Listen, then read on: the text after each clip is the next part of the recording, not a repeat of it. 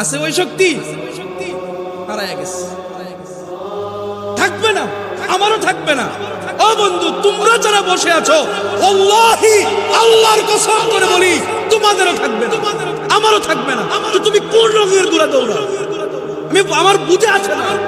এই যে যুবক পোলাপাইনগুলা মোবাইল নিয়ে রাস্তাঘাটে হাঁটতেছে, দোকানপাটে চলতেছে, ঘরে শুয়ে আছে, আল্লাহ তাআলার কথা হচ্ছে, রাসূলের কথা হচ্ছে, তাদের বোধগম্য নাই, হয় না তাদের বোধোদয়, মায়া নাই তাদের রবের জন্য, মায়া নাই তাদের আল্লাহর জন্য, দরদ নাই তাদের রাসূলের জন্য। তো তারা কি নিয়ে আসে? তারা কি বুড়া হবে না? কবরে কি যাবে না? তাদের ভিতরে কি ঈমান নাই? কি হলো মুসলমানের সন্তানের? আজ মুসলমানের সন্তানরা কি শুরু করবে? তামাশা শুরু করে দিয়েছে। পূজার সময় হিন্দুদের স্যান্ডেলে হিন্দু জায়গা হবে দূরের কথা, মুসলমানের সন্তান জায়গা দেওয়া যায় না।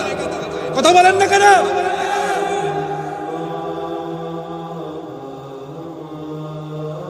বুকে বড় ব্যথা, কি বলবো আপনাদেরকে, কথা কি শোনাবো? কোরআন হাদিসের কথা বড় মায়া লাগে, লক্ষ লক্ষ টাকা খরচ করে মাহফিলের আঞ্জাম দেওয়া হয়।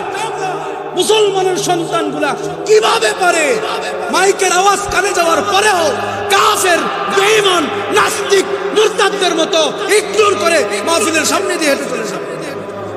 অথচ রাসূল সাল্লাল্লাহু আলাইহি ওয়াসাল্লাম বলেছেন, যেখানে কোরআন হাদিসের কথা হয় তুমি বসে পড়ো, এই জায়গা থেকে তুমি চলে যেও না। নবী বলেছেন। তো আমরা কি করি? কি করছি আমরা? আমাদের কি মরতে হবে না? মৃত্যু কি আমাদেরকে গ্রাস করবে না?